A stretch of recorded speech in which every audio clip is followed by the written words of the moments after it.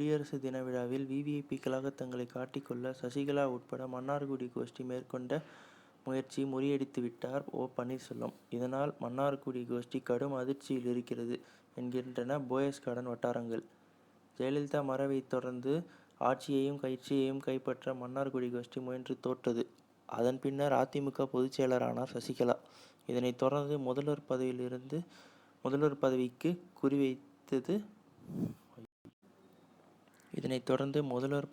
குறிவைத்தது மன்னார்குடி குடும்பம்.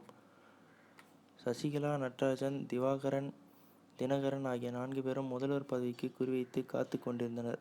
ஆனால் மத்திய அரசு இந்த முயற்சியை கடுமையாக தடுத்து நிறுத்தி வருகிறது. முதல்வர் ஓ பன்னீர்செல்வம் மன்னார்குடி கோஷ்டியின் கட்டுப்பாட்டில் இல்லாமல் சுதந்திரமாக இயங்கி வருகிறார். இந்நிலையில் குடியரசு தின விழாவில் விவிஐபிக்களாக தாங்களும் இடைபெற வேண்டும் என்று முதல்வர் ஓ பன்னீர்செல்வத்திற்கு நெருக்கடி கொடுத்து பார்த்தது மன்னார்குடி கோஷ்டி. ஆனால் விவிஐபி பாஸ்களை கடைசி வரை மன்னார்குடி கோஷ்டிக்கு அரசு தரப்பில் அவர் கொடுக்கவே இல்லை. அத்துடன் மன்னார்குடி கோஷ்டிக்கு பதிலடி கொடுக்கும் வகையில் தனது மனைவியுடன் சுதந்திர தின நிகழ்ச்சியில் ஓ பன்னீர்செல்வம் கலந்து கொண்டார். இது மன்னார்குடி கோஷ்டிக்கு கடும் அதிர்ச்சியை ஏற்படுத்தியுள்ளது. மேலும் இந்த மாதிரி புதிய நியூஸ்களை தெரிஞ்சுக்க கீழே இருக்கிற சப்ஸ்கிரைப் பட்டனை கிளிக் பண்ணுங்க. நன்றி.